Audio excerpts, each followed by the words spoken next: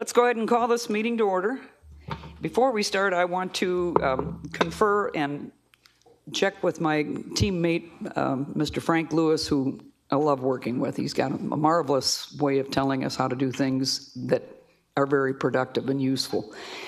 After the last meeting, he had suggested that I reiterate to everyone, and Frank, you want to walk them through the three things? Thank you, Madam Chair.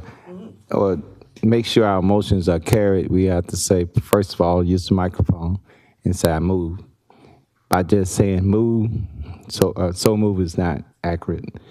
The second thing I was think we were saying, making sure the chair recognizes you so they can be able to record the record that who's saying what.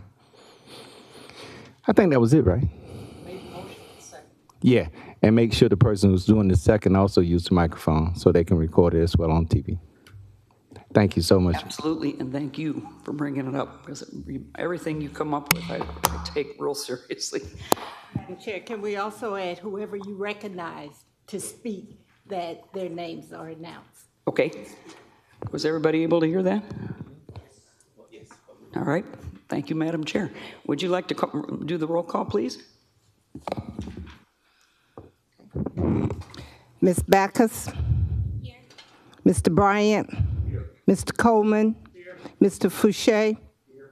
Mr. Gaines? Here. Mr. Lewis? Here. Mr. Palmer? Here. Mr. Pearson? Here. Mr. Powell? Here. Ms. Robinson? Here. Ms. Wilhelmy? Here. All are accounted for. Thank you, ma'am. Let's all rise for the Pledge of Allegiance, please. I pledge allegiance to the flag of the United States of America and to the republic for which it stands, one nation, under God, indivisible, with liberty and justice for all. Thank all of you. I want to put a request in that everybody silence or disable their phones, and I'm also going to joyfully explain that Ms. Backus is going to keep hers on airplane mode because she's on baby watch. Do not disturb. What's that? It's on do not disturb. On grandbaby. Lucky thing. That's wonderful. All right. If I can call Ms. Dr. Kesey to the podium. Thank you for providing your statement, too.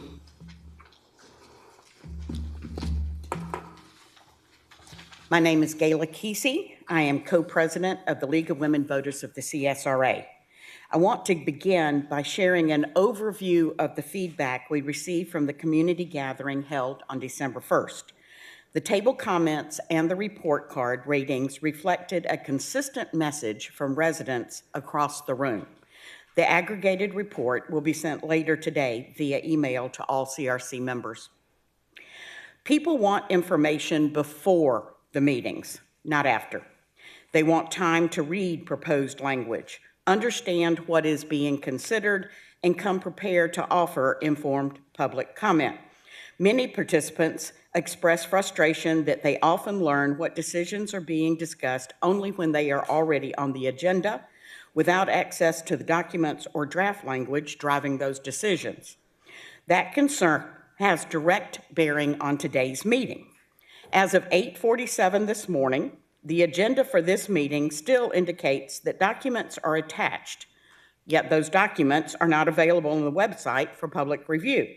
In addition, we were advised that language for the new business items is still being worked on and is not yet available. It is not on the website. That means neither I nor any member of the public can review the proposed language, prepare comments, or offer meaningful input. This goes to the purpose of Georgia's open meetings and open records laws. Those laws are not simply about providing notice that a meeting will occur.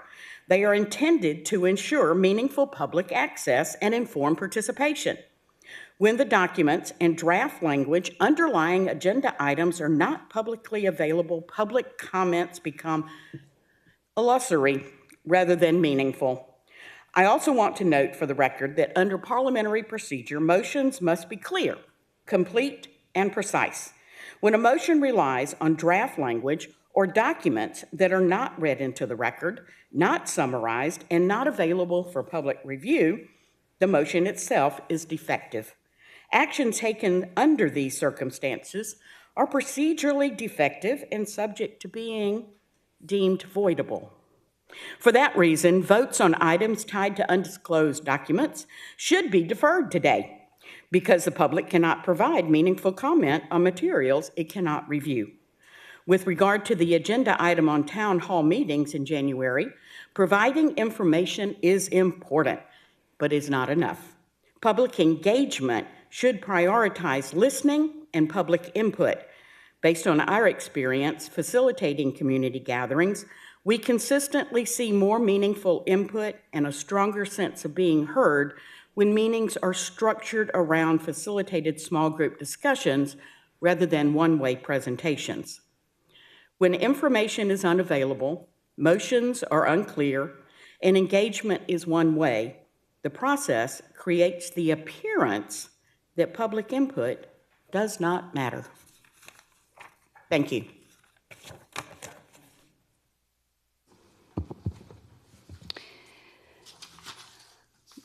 Ladies, do we have the minutes for the meeting, the last meeting? Oh, they were at your place.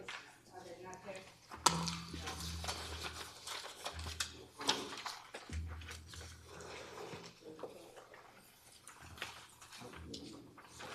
Okay.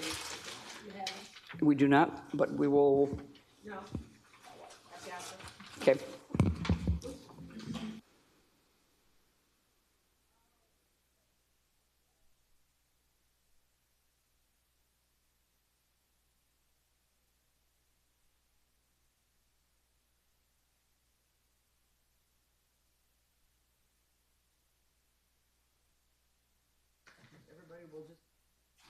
Take a moment to read the minutes. Should be fairly straightforward. Oh, Yeah, that's what you had gave it the last time.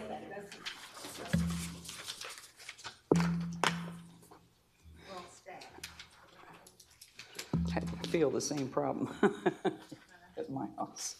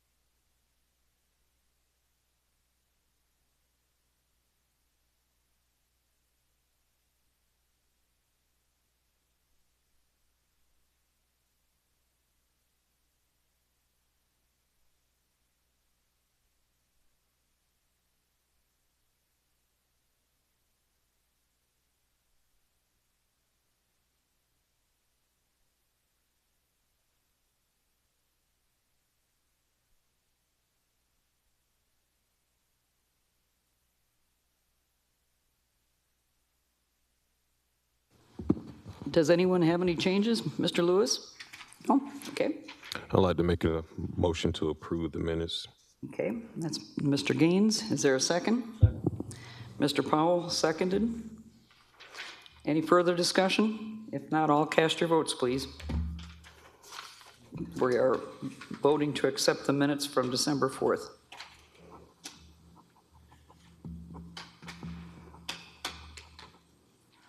Madam Chair, Yes?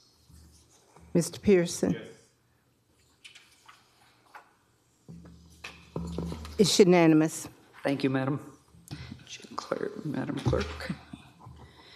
All right, may I call the Carl Vinson team? And also, point of clarity, there was a substitute document submitted that combined the fourth document. And so now there are only 3 for the record. All right, Dr. Facer. All right, thank you. It is, as we shared with you some documents, I've provided an updated copy of 2 of the documents to you that actually includes the language, so you don't have to be flipping back to the pages in your document.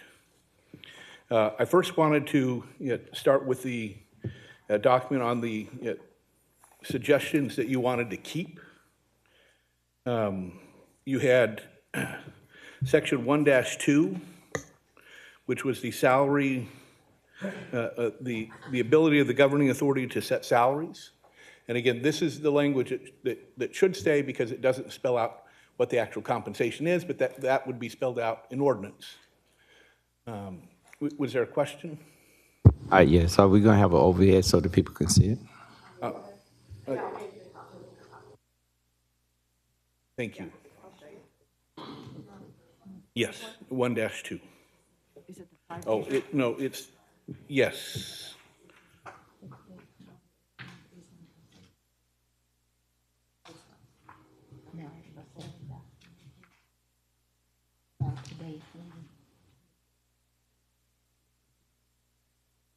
Yes, this one on, well, we'll go back and forth between that page and then the other pages. You want me to do it? If you don't have to do it, I can. Oh, I think I got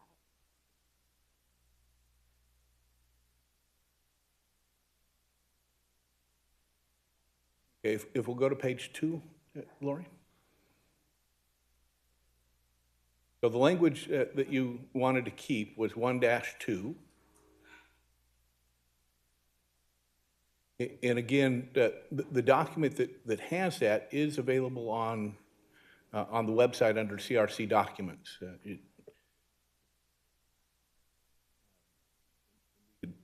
It just doesn't have this full text. It has the page and the section reference. So 1-2 is the governing authority fixing compensation. The next section that you wanted to keep was 1-28. This is the eligibility for commissioners, and that includes D, E, and the subsections 1, 2, 3, and 4. And then lastly, the issue around term limits for the mayor. So this includes both for the commission and the mayor, 1-28. Next section was 1-30. That's on page 3. That reinforces that the mayor does not have the ability to veto. And then 1-30D was the ability for the commission to organize itself. You all wanted to keep that. 1-32 was the commission quorum requirements. And for the action necessary to be an affirmative vote of at least 6 members, you wanted to keep that. Page 4 was 1-36. And this is around, I'll just read 1-36 G and H because they're relatively short. Property owners within an urban service district and a suburban service district shall not be obligated to pay any user fee for services that they do not receive. And H, it is the purpose of this section that property shall be subject to taxation in relation to services received. 1-37, you also— Madam Chair, I just got a question in reference to 1-36. Yes. Mr. Gaines, very good. I thought it was I thought we had talked about in the work session that we were going to eliminate the special tax district. Is that what that's saying, or because I see it says? So no, that is under one that needs to be had for further review that we wanted to look into. So these two are statements of principle that people should only pay for services that they receive, and that that the taxes that they pay should be in relation to the services that they receive. The other issue was under the issues to still be reviewed, and that was whether or not the need for an urban and suburban taxing district continued to exist. And I did have a preliminary conversation with the tax commissioner this morning. He suggested we should follow up with finance, but it does appear that those two taxing districts are still being used. we want to get some more information on what it would take to merge those. Now, I thought also the question that we had in the work session was in reference to the actual bond prior to consolidation. Did we ever get information about that? We have not had that clarified yet. And so that's also with the finance department that we're seeking clarification from. So thank you. And then, Dr. Facer, one moment. Ms. Backus? Just while we're discussing the urban versus suburban districts, I don't recall us agreeing to get rid of them. no, that was on the to be reviewed section for further discussion. Okay, I just wanted to make sure that there's still conversation about it. Okay, Yes. thank you.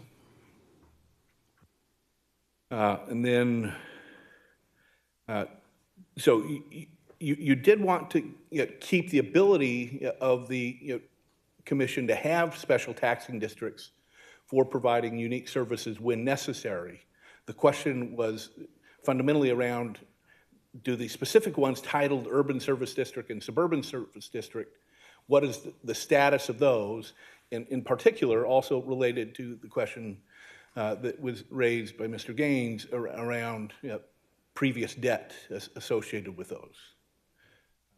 So those issues are, but the potential need for taxing districts is still a relevant issue for inclusion in the charter. So I just have another question or reference on that. So are we saying that the two tax districts are still going to be taxed at a different rate? Because I know that's what's going on right now. Is that what you're saying, that that's continued practice? So that is the continued current practice, yes. And you see that being something that still should persist? Potentially, although I do not have a complete answer on that yet. But I do know that the possibility of having a special tax district for any given issue that is relegated to a specific geography is a necessary power for the commission to have. Madam Chair, I don't know if are we going to be voting on this today since we haven't got further feedback. Okay, so I may need Lori's help with this, but this sets the framework. There are pieces of it that need to be fleshed out. That's why we met downstairs with the Assistant Tax Commissioner, and we're going to be meeting with Tim Shore because there are a lot of questions still open that need to be addressed. Okay. And then only after we have the total picture should we be voting on anything. Gotcha. Because it's a serious question for sure. Yep. Ms. Robinson. We have to remind ourselves that the main reason we have to have them separated is because we don't have equitable access across the county. We still have areas on septic, which mean they can't get, they don't have the city water. Things like that are why we have to keep them for now at least until those things are adjusted. We also have cities that are a part of the county that have different services than, say, somebody that lives downtown as well. Hepzibah and Blythe get different services. So they shouldn't pay for services they don't receive. So that's the primary reason it's still in practice. And I don't know that the city has the ability to change that anytime soon. So even if we put it in the charter that we shouldn't have them, then now you will end up with people paying for services they don't get. And then the city doesn't have the funds to even give them those services because of the lack of equity on certain available infrastructure. Well, Madam Chair, there, to my knowledge, folks are still paying at a different rate in those tax districts, and they're not receiving all those services that they're supposed to. So, I mean, I think that's something to kind of be aware of too as well. So, And that is precisely one of the issues that we need further clarification from the finance department. yeah, because I know this was one of the questions that was brought up in the town hall, and members in the community were asking questions about specifically that. So I think it's something. Services they are receiving equally across the entire county are sheriff. When you call the sheriff responds. When you call for a fire truck comes. When you call for an ambulance comes. There's a lot of nuance. That's what makes this difficult, which is why we need more information. And as a matter of practicality, how would you even segregate such? That, nobody knows the answers to that yet, is what we're trying to say. But in the framework, the other reason you keep it open is we can't foresee what projects may come in 5 to 7 years. You do want to placehold the possibility of a special urban services district for such purposes that we can't foresee. Is that correct, Dr. Payson? Well, it may not necessarily be in the urban services district. It could be in any geography that is contained within the city. If there was a need for a specific service only applicable to a specific geography. One of the easy ones to think about sometimes is something like sidewalks. If you had a new development that didn't put in sidewalks, and sidewalks were wanted, you could then create a taxing district just for that development to pay for the sidewalks that would primarily benefit that community. Kind of a simplified example. So as I'm hearing it, there continue to be questions around 1-36 and 1-37 that while there may be a need to keep those issues, you would like to have some more information before you kind of settle on those two issues in particular. Okay. Dr. Pacer, can I call on committee member Coleman? Yep. Thank you, Madam Chair. I've got a question. It's probably for Attorney Plunkett. Is it okay to ask him? Now, the city of Hepzibah and the city of Blythe still have their own charter. There are still recognized cities in the state of Georgia. And from my understanding, I need a little clarity on that. Augusta Richmond County doesn't provide all the services. Like Hepzibah has its own fire department. The only thing the fire department in Augusta Richmond County responds to is like the Board of Education, the schools, and different things like that. And they have mutual aid agreements with the city of Augusta. I'm asking, are there not contractual things? And those two municipalities having their own charters, they should remain separate because Augusta Richmond County do not provide all the services. I believe Blythe still has its 8 to 5 police department, and they have to provide a certain amount of services to their community, their city, to maintain their charter. So a couple of different answers, if I may. One on the urban service district is anecdotal information, but as to your specific question, there's a concept called the service delivery system. SDS, I think, a service delivery strategy, I think is what it's considered. And what that is to try a mechanism between municipalities, which Hepzibah and Blythe are within Richmond County, and the government to try to avoid duplication of services, taxing in that sense. So there is an SDS between Augusta and Blythe, and certain services are either Blythe could opt out, if that makes sense, so they want to provide those services. Otherwise, this mechanism says these are the services that will be provided.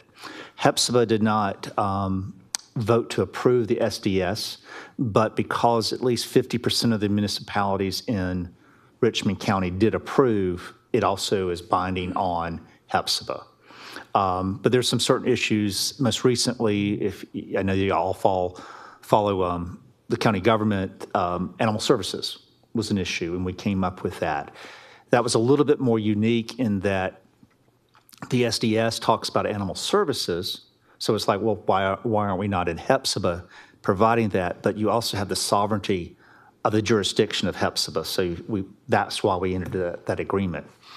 As to the urban service district, this is a consolidation issue, and I think y'all have heard this before, but basically there were certain services that were being provided in the city limits, and there was and again, I wasn't involved with it, but my anecdotal information is that it was to continue to provide those services. Mostly it was environmental services, trash and things like that. So where people in the suburban area pay a tax or a fee for solid waste, they don't pay it in the urban service district because it's included in their tax rate. And there's a couple other things that are benefited. This issue has been bounced around many, many times about getting rid of the urban service district, and there's some financial information, how that works, and I think Mr. Schreier has looked at this countless times and could give you an understanding of why it is there. And I apologize, I was not familiar with the question about bonds, but I'm not familiar with any bonds being issued relative to urban service district in that regard. But SDS answers your kind of question there about mutual services, and the urban service district has been thought of, and the recommendation over the last couple of years has been to not abandon the two issues. But I agree with Mr. Fasher that you need to keep the idea of having special districts as an availability. It's unlikely that you will create them, but don't foreclose something that may be of need in the future. Thank you, Mr. Plunkett. We had another light on, Madam Chair. Angela? You didn't say my name. Ms. Backus. I was just going to suggest that maybe we hit pause on this section so that we don't repetitively keep discussing it before we do have all of the information. I think it would be more effective for us to discuss it. So it would be additive to what we have here. This is just the structure that exists now. And so going forward, that's when the information will come back. We'll have time to evaluate it, and then we'll vote on it. But there's nothing here that is really quite different at all from what we've got in the existing charter. That's what. No, I know, but since there's a question, I think Okay, it's so more. pull 1-37. I think it's really just relating to 1-37. Okay. Pull and put on next agenda. 1-36 is where it talks about urban and suburban. Yeah, but that one is just where it says no user fees for services they don't receive. But I would just suggest that we not include that for right now until we've had a chance to review all of the information and discuss it.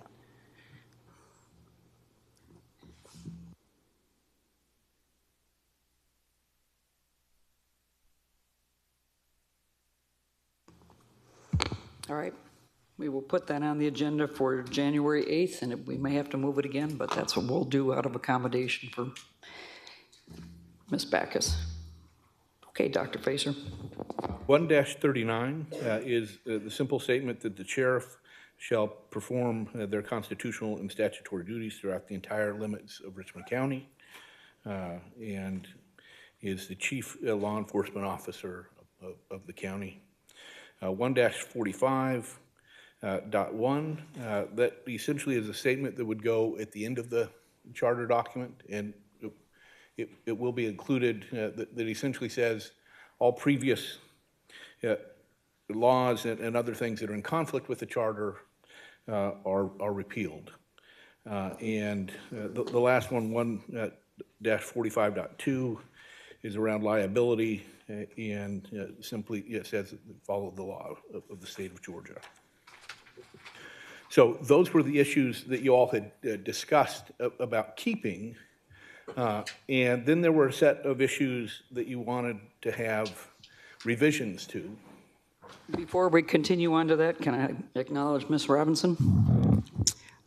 Thank you, Madam Chair. With the respect of being inclusive, can we remove gender from 1-39? Instead of his or her on the sheriff. Yeah. I will defer to counsel in, on 1-39, instead of saying his or her, could we say there? I don't, You know, generally they nowadays. If it's general in his or her, I'm just trying to be respectful of, yeah. That's fine if you want to, instead of putting his or her throughout the document, we can say there. Now, I would imagine if we're going to do the whole document, we probably need to vote on something like that. I don't want anybody beating down my door. I'm just trying to be inclusive. Before we move on to the next part, can I also redirect everybody back to 1-30?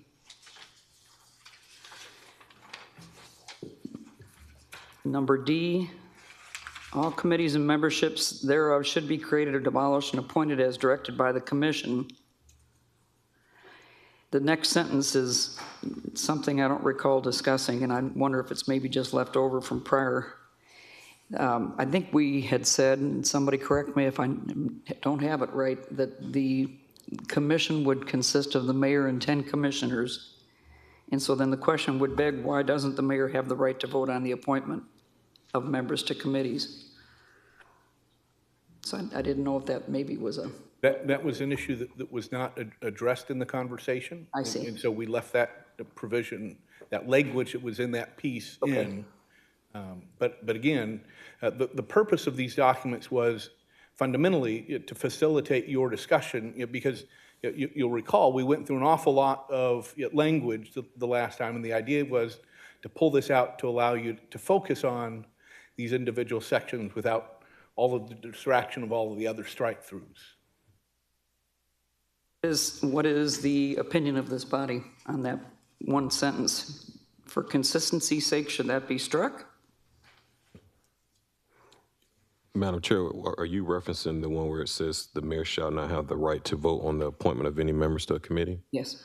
I thought we had already discussed in the work session previously that the mayor is a part of the commission and that he has the right to also appoint. Okay.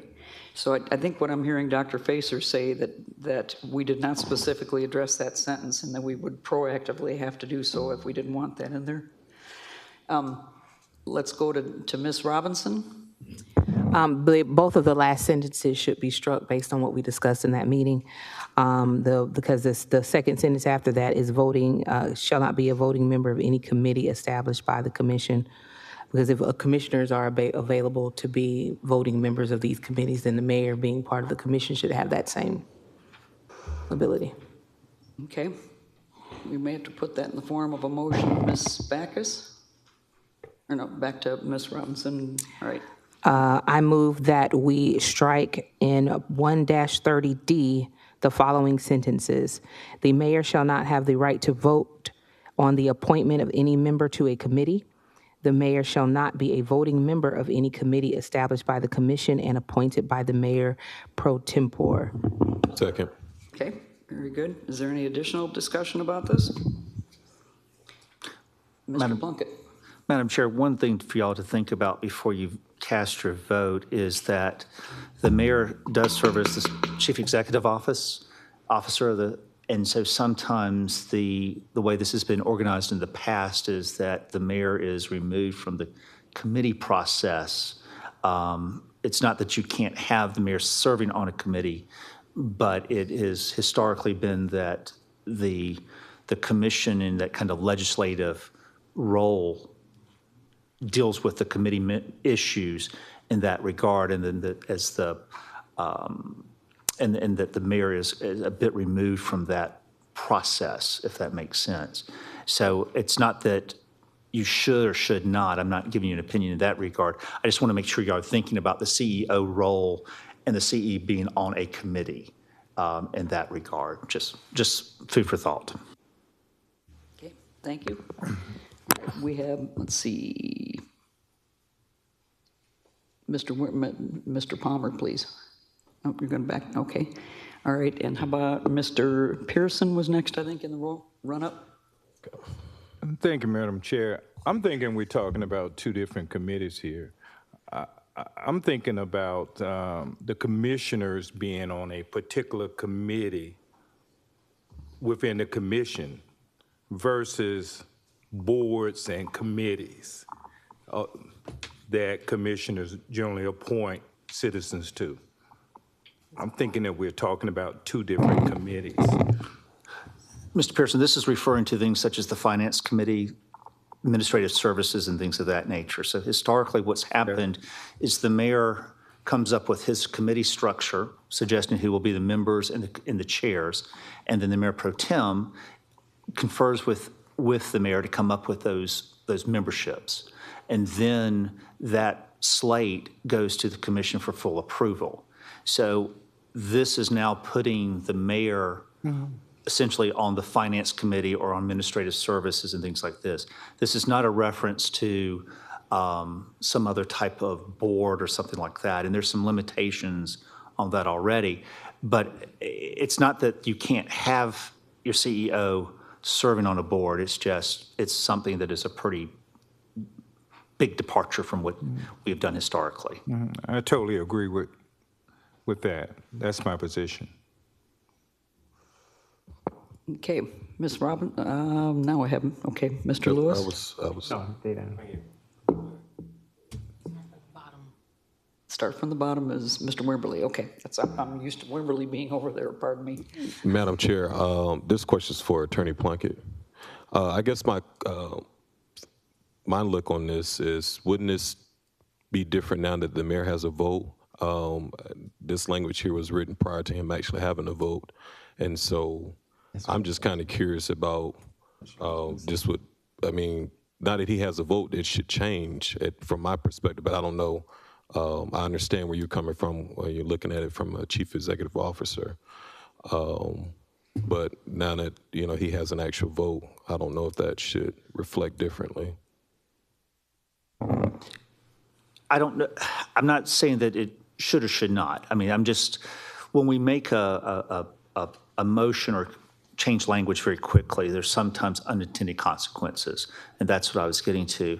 Historically, and I may have to defer to Ms. Bonner, but we've always had even-numbered 4-member committees and things of this nature. Now we're going to be dividing it into 11 members versus 10, so we're going to have some odd-numbered committees, which is not a bad thing necessarily. I'm not saying that it's a bad thing to have the mayor to serve on a committee. I'm just saying that it's a change, and where we were saying that the mayor can vote on his own recommendations, which is the first sentence, because the mayor recommends, the mayor pro tem confers with, and then they say this is the slate. The mayor now counts as one of those 11 votes to do that. That's certainly consistent with the mayor having the vote. Changing this to the committee structure that the mayor is now on it is a bit more of a movement. Not necessarily a bad movement, it's just I wanted y'all to be aware of it so that when you vote yay or nay, you understand what you're doing. And I'm not trying to infer that you didn't know what you were saying, but I just wanted to make sure that was out there, that you're now putting the mayor. And it's just a difference of how the structure has been done. And big picture, I don't know that it make a large amount of difference when it's all said and done, because the committees are very, typically very agreeable. But that was it. Just an observation when you do language. Madam Chair, my position on this, I believe that now that we have clearly identified that the mayor is a part of the commission, it only makes sense that he has an actual the option to appoint as well. This is something that we've all readily discussed in previous work sessions. So that's my thoughts on it. I'll get out of the queue. Okay. Ms. Robinson? I think the part we're missing is I didn't propose language that we put that he has to be. All I did was say to strike that he can't be. So that doesn't mean the mayor has to. That part can be handled in ordinance or whichever committee and how they do that. I think this gives us a little bit more flexibility so that if we do have a mayor that wants to be a bit more involved, they have that option, versus the current is that he's prohibited, he or she is prohibited from doing that. So that's my position, is that I'd rather have them have the option than not. Thank you. Thank you, Ms. Robinson. Mr. Lewis? Seeing that the mayor has a vote and he can serve on any committee, being the CEO, but being on a committee as a voting member, I think that's when we start getting a little hazy. I'd rather leave him in the position as being CEO and he choose whatever committee to be on. Thank you, Mr. Lewis. Ms. Backus? Just for clarification, because when we discussed it in the work session, in my opinion, we were discussing more on whether or not the mayor could appoint members of the public to boards and committees that other commissioners also get an appointee on. But is this only in reference to commission committees? So I don't think that we actually did discuss that. We discussed whether or not the mayor should be able to appoint to outside, like housing and community development and stuff like that, actually appointing members of the public to that. So I'm not really sure. I know, Attorney Plunkett, you brought up some potential consequences and, or not consequences, but. Ms. Backus, if I may, this is referring to the organization of the commission. This is not appointees, but this is saying that the commission works through a committee process as opposed to a committee of the whole. We have committees, finance, whatever. And so this is saying that in odd-numbered years, we will create committees. And this is the mechanism to do this. And so, and the point is well taken from Ms. Robinson is that the mayor could put himself or herself on a committee or not. But it was just drawing that observation that this was a little bit of a departure than what has happened in the past. But this is not referring to committees such as the library board or something like that. This is just how the 11 members operate during the year. Thank you. Ms. Robinson. I would like to withdraw my motion for now so that we can further discuss in a work session. Madam Chair, if I might just add some additional context. Please. You did vote on, when you had the internal audit discussion, to create an audit committee that had the mayor serving on that. And so you don't want to create an internal inconsistency that would prevent the mayor from being able to serve on the audit committee, the audit oversight committee that you all established with the mayor's membership. So just, again, a point of reference in further discussion, I think, would be appropriate. Okay. So at our next work session. Okay. I'd like to second Okay. Ms. Robinson's motion to withdraw. And Mr. Gaines is okay with that? Yes, to withdraw. Okay, very good. I think we have to vote on that to withdraw that, or no? As a substitute motion, or is that just withdrawn? I think it could be by consensus without objection. Yeah, Just with tabling it for now. yeah. It was never seconded anyway. Oh, I'm sorry. All righty, we'll move that to January 8th. So for clarity, Madam Chair, this is being accepted as proposed without objection to leave as is. We're going to defer section 1-30-D to the January 8th meeting for a bit more discussion and nuance, similar to what we did with D as in David. Did I say B? I think so. Oh, okay. That works. Okay, I just very good. needed- And you are done presenting this portion? Yes. Okay.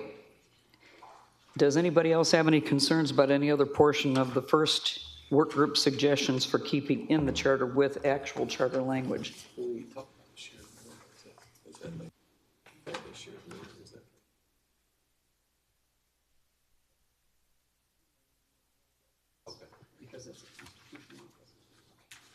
Ms. Backus?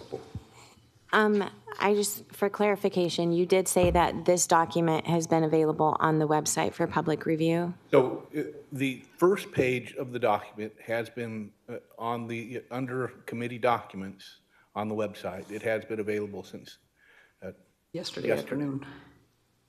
And I did text Ms. Kesey that yesterday, Dr. Kesey, that at 5 o'clock in the afternoon from the hospital. So, but the actual additional language, pulling that language out, so it was referenced section, page number with the kind of content, but it did not include the actual language that you had to help walk you through it today. So as you're saying yes, Dr. Kesey is shaking her head no. And I just want to clarify because I would, if it has been posted and available to the public, I think it would be appropriate at this point to make a motion to accept this with the two changes. but I want to make sure public input is incredibly important and vital in this process. So I just want to make sure that the public did have access to this information, because I'm seeing two different answers. So we are not making any changes just yet. Those are being shelved to the next meeting? So I was going to motion that we accept this while putting without 1-37 and 1-30D, and those would be paused until the next workshop on January 8th. That's correct. So, Madam Chair, if I can, it appears that there are only 3 of the 4 documents, and the one document that is not posted is this one that we just reviewed. So no, it apparently did not get posted after it was shared. So just a point of clarification. There are 3 documents that are up there, topics yet to be addressed, issues for further review, and the revisions document. So I would ask then that we pause approving this and put this directly onto the agenda for the regular meeting next time, to accept it as is without 1-37 and 1-30D, so that we can discuss those 2 during the January 8th workshop. All right, what is the will of the body here? Madam Chair, Mr. Gaines. I thought that we needed further discussion on this, but again, I don't know if that's the rest of the committee's thoughts on this. I believe it needs 2, but particularly on those 2 sections, but those were the only 2 I had issues with. It's up for the body to determine.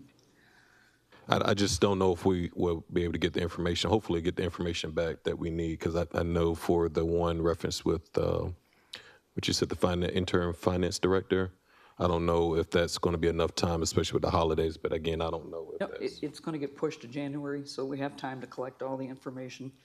January 8th? Put that on the next meeting. That was the request. Can I acknowledge co-chair Coach? Well, I'm just trying, Angela made a motion, and so I believe it probably need a second before we can have any discussion.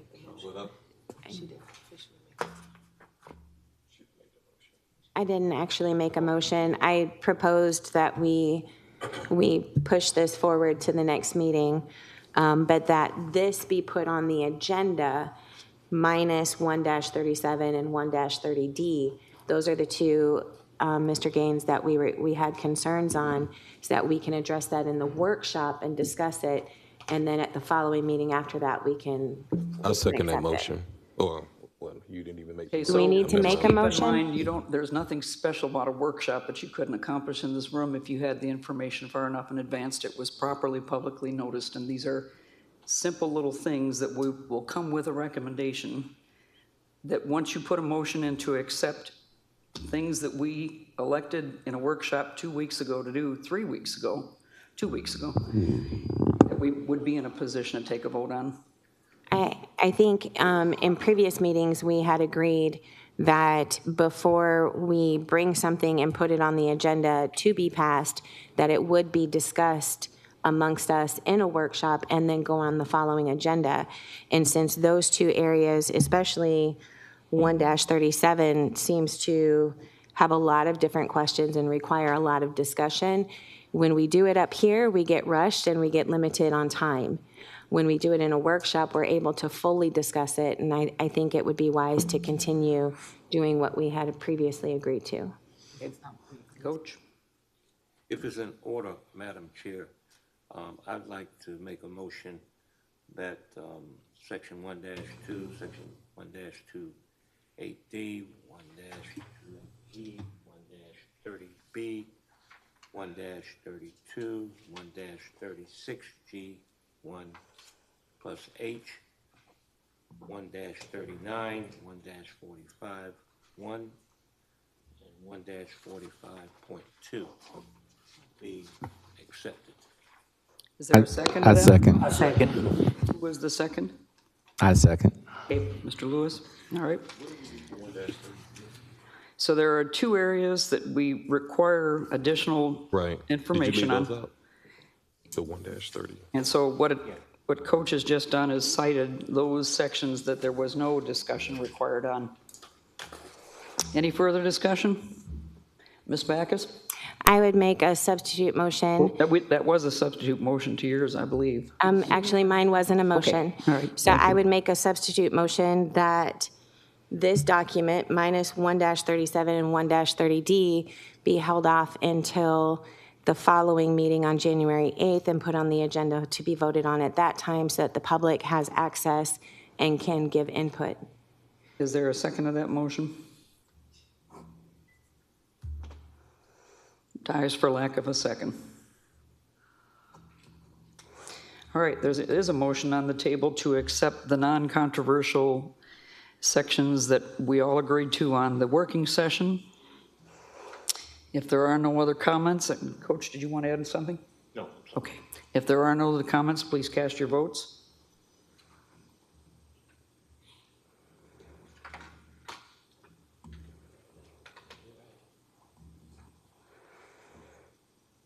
Mr. Pearson? Yes. Madam Chair? Yes? That motion carries 10-1 with Ms. Backus voting no. Okay, thank you. All right. Appreciate that, Madam.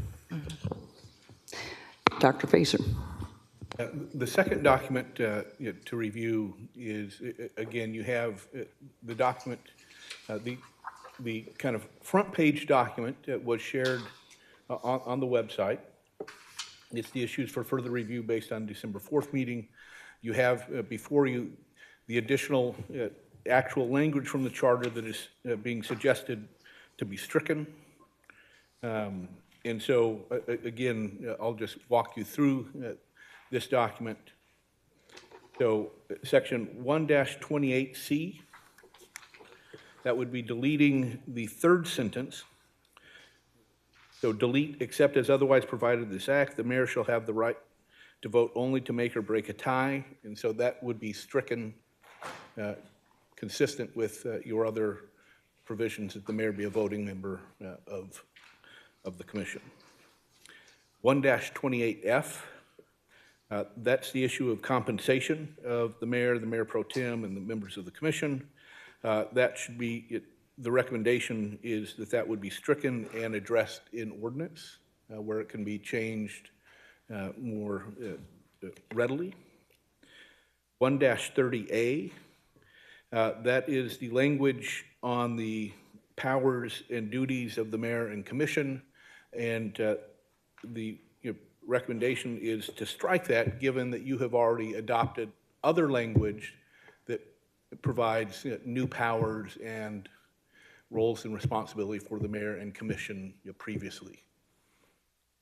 And that would include all of those issues on 1-30A. 1-30B is around issues related to the sheriff's department and the merger with the former police department, as well as Hepzibah, and that entire section can be stricken because that has already been resolved as of the consolidation that occurred a couple of years ago. 1-39, that is a section on who can, on the role that government officials can engage in business, and that is now covered under the ethics provisions that you all adopted, so that could be stricken as duplicative. 1-42, while there's nothing, it's stricken right there, that does need to be revised, or we would encourage you to make sure that you recognize Hepzibah as a jurisdiction. And so it would have similar language, except with Hepzibah in its incorporation date. 1-46, again, that's around the Board of Commissioners and their powers and authorities, and that would be replaced with the language that you have already adopted. 1-48, this is on the ability to open and close the courthouse. and it can be stricken and moved to ordinances. 1-49 is around the keeping of a book of minutes. And again, that is essentially the purview of the clerk, and so the consensus was that could be taken out of the charter, left to the purview of the clerk, and addressed in ordinance as needed. Let's see, that was 49. 1-50. This is around county administrator, and that essentially would be stricken and replaced with the language around a county manager that you have already approved. 1-53, this is an issue on the ability to close the offices on things such as holidays, and that can be stricken and dealt with in ordinances. The same on 1-54, that is essentially for the other elected officials, and that also can be stricken and addressed in ordinance. 1-86, that's around compensation for the sheriff's office. And as we heard, that all of those issues related to the sheriff's office essentially could be stricken because the sheriff has the constitutional authority to manage their own affairs. That continues on the sheriff's office on 1-108 through 1-117. Those are all issues around the merit board and other things. And again, all of those are the authority of the sheriff, and trying to limit the sheriff in the charter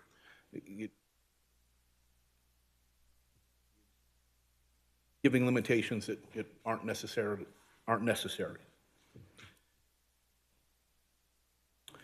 The next section, this is on page 10. This is sections 1-18 through 1-20. Oh, there's a typo. It should be 1-122. And this is around the county treasurer.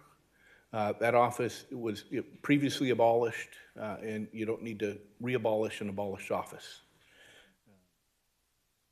And then 1-42, the sale of malt beverages for the Coliseum Authority, that can be addressed in ordinance. That concludes the section of set of issues that you all discussed previously for either making some revisions to the text or deletions. Ms. Backus? I just want to confirm that this was uploaded to the city's website, correct? Yes. Okay. Then I would make a motion to accept these revisions. Second. Ms. Backus and Mr. Powell. Any discussion? Let's cast our votes.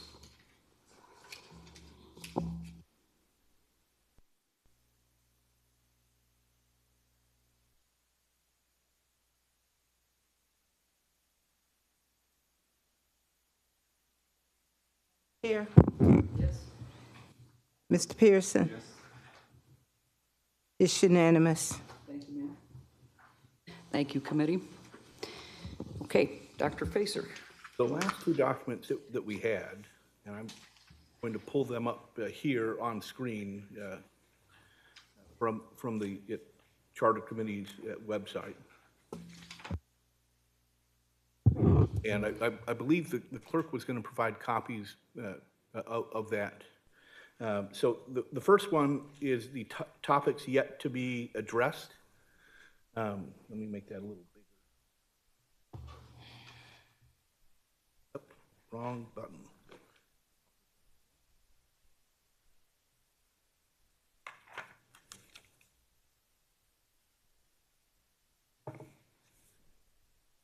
So this was issues around the judiciary, and we have had a conversation with the civil court judge, and we will be prepared to have a more robust conversation about that on January 8th. Just the quick note is that the civil court, and there has been some question about the civil court and the magistrate court. The civil court is actually created under local legislation in state law. And so part of what we're doing is we're reviewing that local legislation to make sure that there aren't any conflicts or things that are in the charter that are not in the local legislation. Because if it's in local legislation, that local legislation will prevail over anything that is in the charter. But if there's something that is not in local legislation that is only in the charter, then that issue potentially could need to be addressed there or in ordinance. And we have not had a chance to do that review yet. So those two issues are ones that are yet to be addressed and need further exploration, which we have started. So that covers those things that are yet to be addressed. I guess they have now started to be addressed. This is more point of information than anything. It's trying to communicate to everybody what is going on. Yes. Can we have just a common assent that we'll accept that as information for? All right, Madam Clerk. That will be accepted. Okay, and then lastly, there was a set of issues that based on your discussion, it was clear that they needed further review either by the Institute or by council, and that includes a number of issues such as supplementary powers. Again, this was and is available on the website, and you all have had a chance to see this. We are in the process of reviewing these issues. And if there was one that needed some that we already had clarity, we have already kind of shared that with you. But these are ones that still have issues that we need to clarify. And one of those, for example, is one that you all wanted to have some discussion around 1-40, the equal opportunity issue. For example, we did not have complete clarity because we wanted to have council to have a chance to review that as well. And so, again, these are all issues. And this has some of those issues around the service districts, the bonded indebtedness, those kinds of issues that we have mentioned earlier. So again, this is largely for informational purposes. We will be able to come back in upcoming meetings and provide the detail on these issues. Okay, by common acclamation, can we accept this as information? Thank you. Dr. Facer, would you like to roll right into new business discussing the process of reassembling the charter? Yeah, and I'm going to take the chance to sit down. I'm going to ask my colleague Lori Brill to kind of help you understand how this process continues to move forward. I don't know why you want to. Hold on a second. Hello, everyone. I just want to say first, happy holidays, whatever holiday you celebrate. It's a nice season, so I wanted to put that out there, and I hope you're doing well. As you know, at this point, we don't even have all the pieces to the puzzle, but this is about 1,000-piece puzzle at this point that we are going to have to cobble together and make it into the document that you need to go to the legislature. That will entail going through all the minutes and finding the verbiage, exact verbiage that you voted on, putting all that together, putting it together with what you have left in the charter and making sure that it fits together and there are no inconsistencies. And then once we have all that information, we will have a completely, well, not completely, because there are some things left in there, a completely new charter, I guess you could say. And we will compare all the documents, put that together so that it flows properly. I don't know if you have any questions about it, but I'd be more than happy to answer any questions you may have. Jeffy has one. So I know, like in typical with, say, a nonprofit organization, when you do a bylaws change, you do like a readings where you give the opportunity to make adjustments. And maybe this is a question for Madam Chair. Will we have an opportunity to do that as a body or in public before we actually finalize? Right. So what what I will do is I will give you the document as you voted on it, as you've redrafted it. Once I give it to you, you look at it, you see if any change, we missed anything, if there's any changes that you feel you need to be made. And at the end of that process is when you will vote on it as a whole document. But yes, you will be given it to review to see if there's something that you have an issue with. Thank you. I would envision getting it into everyone's hands, maybe have 5 to 7 days to review, aggregate as many questions as we have, which will likely generate more questions, and we'll schedule either a special working session dedicated to just that, as opposed to a meeting, so we can hash through things and then roll it onto a meeting. And just for my edification and yours, this is going to be a somewhat lengthy process because we have all these moving pieces that we're going to have to put together. So this is not something that's going to happen in 3 weeks. So just so that you know, we want to get it done. We want to get it done correctly. We're trying to work within your time frame, but it's most important to get it done the way it needs to be done and done correctly. So, Mr. Gaines. Yes, Madam Chair, so this question is for Lori. Of course, thank you. I just had a question in reference, so I had 2 questions actually. Do you know how long this is going to typically take? I don't know if you have a time frame on that. And if you don't, that's fine. And then my second question was, it was along the lines as Ms. Robinson, because in the recent town hall that community town hall meeting that we had, there were several questions about things that we had already voted on, and that was something that we had mentioned that that is something that we can go back on and change if need be, if the communities had other questions. And that goes along with the new business reference to the town halls for January, because I'm pretty sure once we update the community on everything that this committee has done, there's going to be several questions about certain things. So just wanted to ask about that.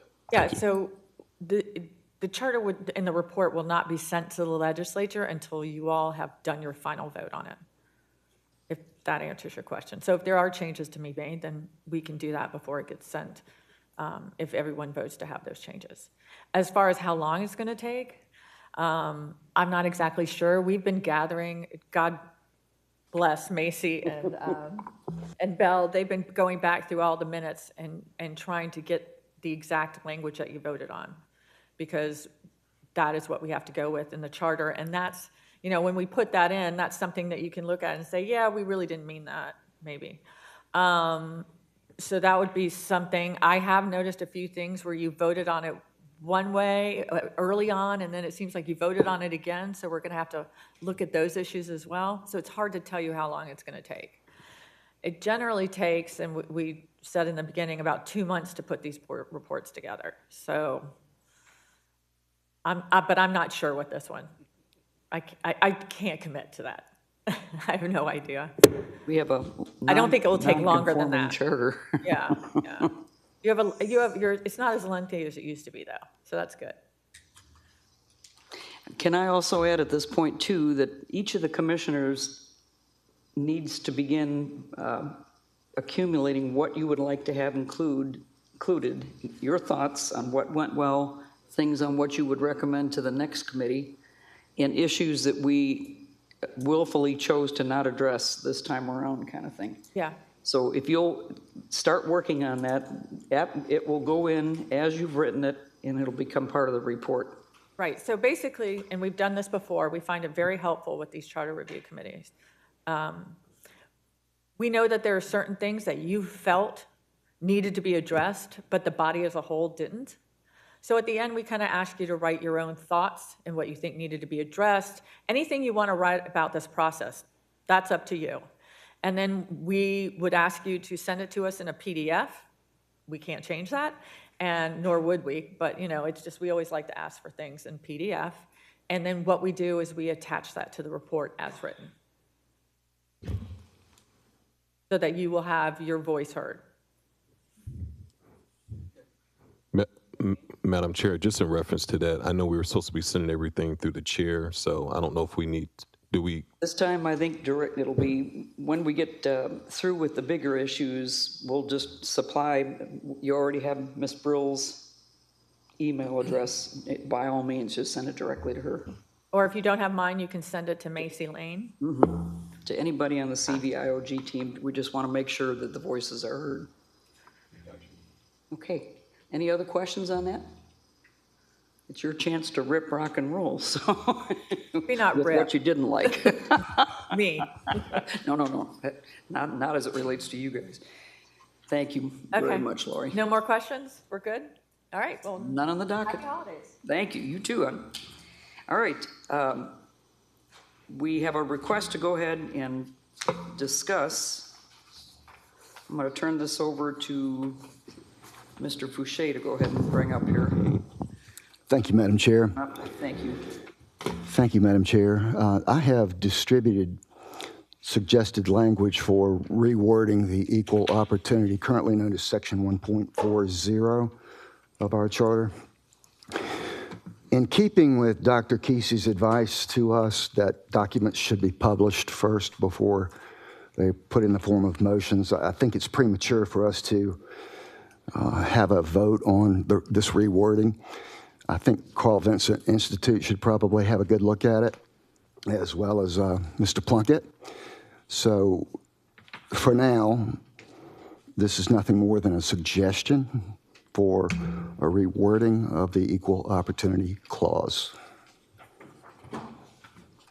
So you would like to introduce that into the record, and will you forward that then to? I think we should probably have a look at this and discuss in workshop committee before we make a motion to adopt this language. All right, put that on the docket for the 1st of January, or 8th of January? Yes, ma'am. All right. Done. Okay. And Mr. Gaines wisely called up and said, hey, we need to be scheduling our town hall meetings. And so, Ms. Bonner, I didn't know if you were able to call Central Services. It wouldn't surprise me if. We're working on it. Okay. So the way this typically works is we put a request through the clerk, who can then contact Central Services, and the request was for Monday, Tuesday, or Thursday nights, as we did the last time we had a public hearing. I do want to discuss something with all of you before we really settle in on that. So space limitations, I specifically asked for Beasley Room because that's easier for people to access. We won't have an election going on then. The Warren Road, and then Diamond Lakes, those three. And go ahead. I have been working with the Director of Recreation regarding the requested dates and times. However, there's a conflict with the dates that you submitted. They're having basketball tournaments for the children, so that interferes with that. But I asked her to give me some other dates that you all can consider. So once I receive those, I will shoot them out to you, and we'll share them with them. We could move it backwards too. In other words, I think I asked for the last 2 weeks in January, Right. but if the tournaments don't begin until the 20th and the week of the 15th's open. Yeah, well, yeah, we're trying to work around it, but Yeah. whatever they send me back, I'll send it out to you all, and you can review it, critique it, reject it, accept it, modify it, okay? Great. Trying to just give you more flexibility one way or the other. So excuse me, Angela, Ms. Backus? Yes, ma'am. I have to leave for Judge Bias's swearing in.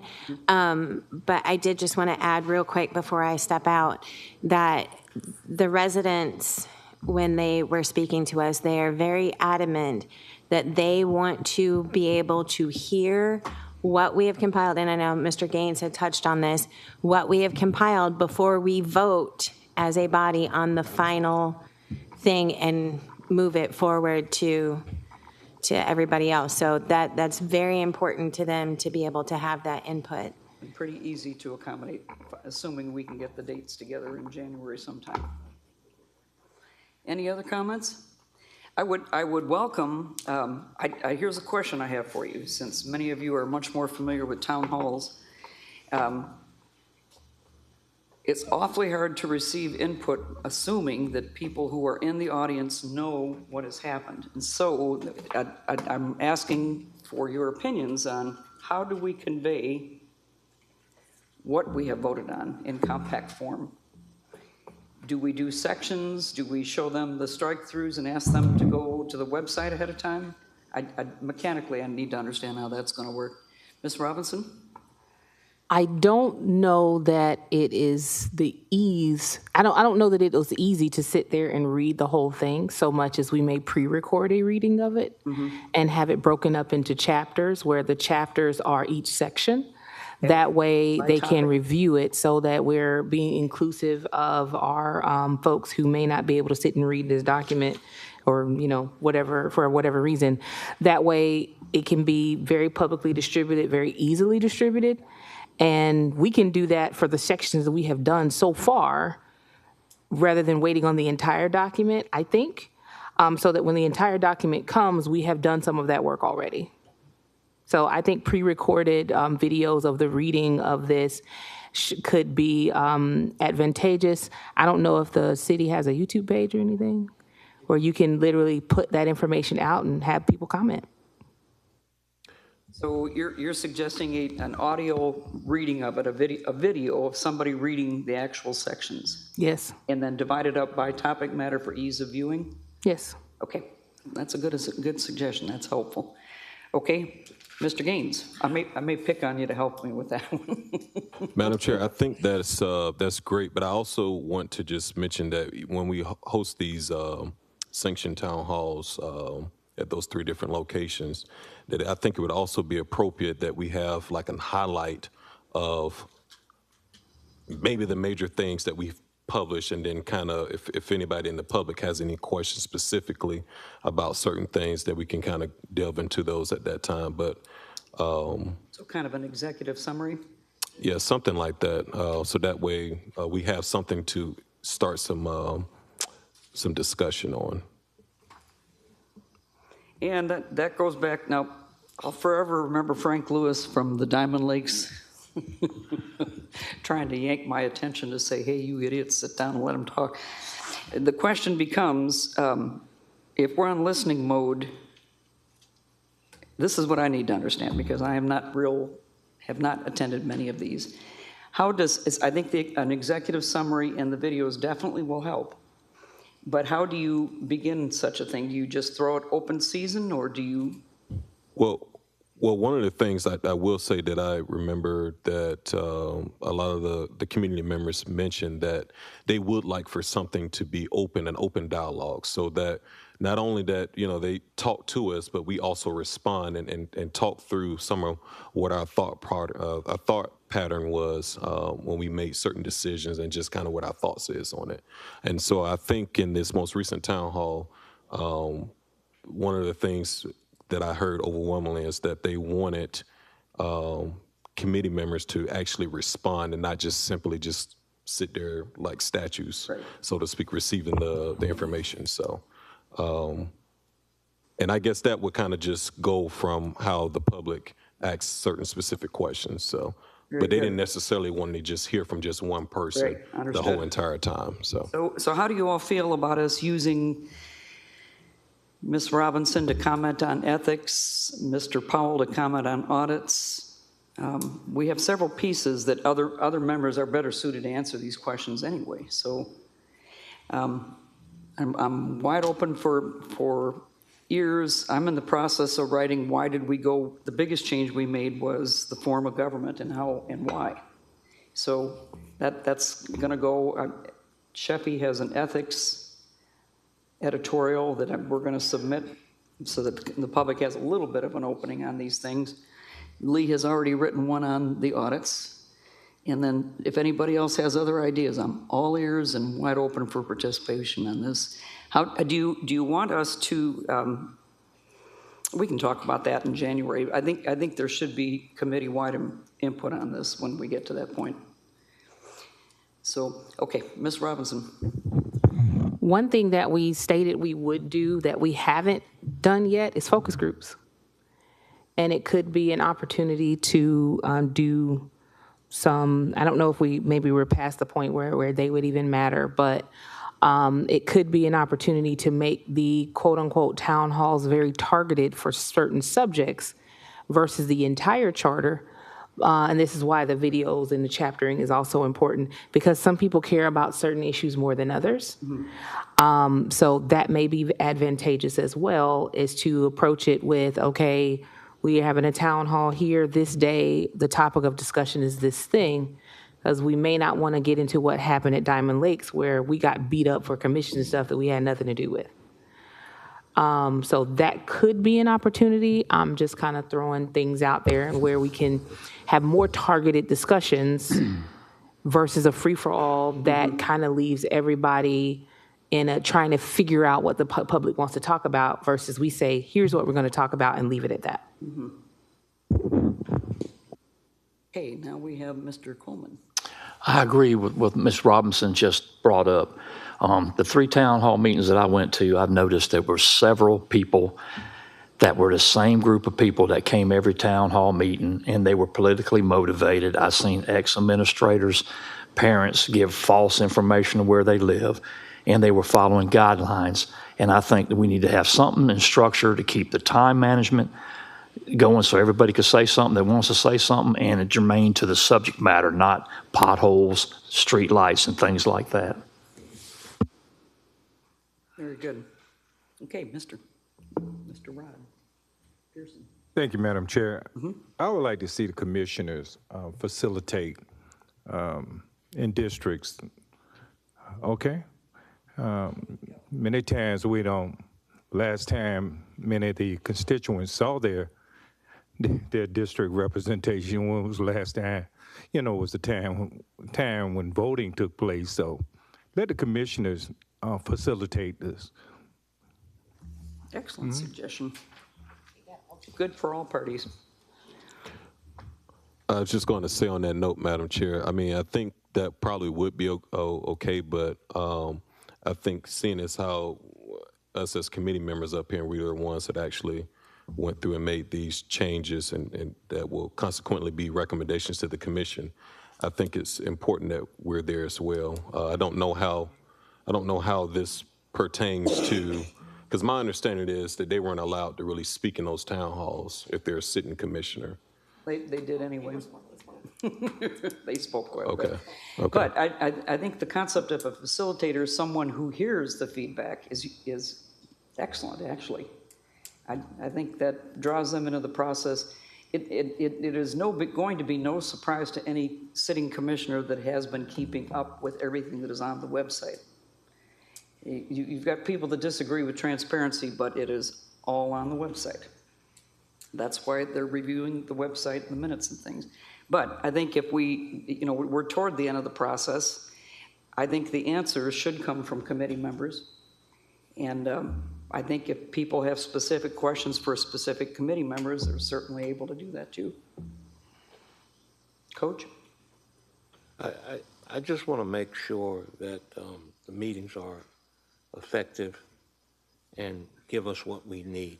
So it might make sense for those in the community would have an opportunity to offer us questions that we can address instead of going into a meeting and addressing everything and not what they want to hear.